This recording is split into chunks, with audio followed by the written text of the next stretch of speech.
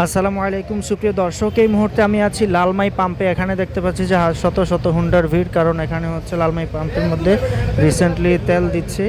এখানে কিন্তু দেখা যাচ্ছে যে প্রচুর পরিমাণে তেল মজুদ রয়েছে এবং এখান থেকে কিন্তু 1000 টাকা করে তেল দিচ্ছে বর্তমানে, আমরা যেটা জানতে পারলাম। এখানে প্রচুর পরিমাণে হুন্ডা এবং একের পর এক হুন্ডা এসে কিন্তু জড়ো হচ্ছে।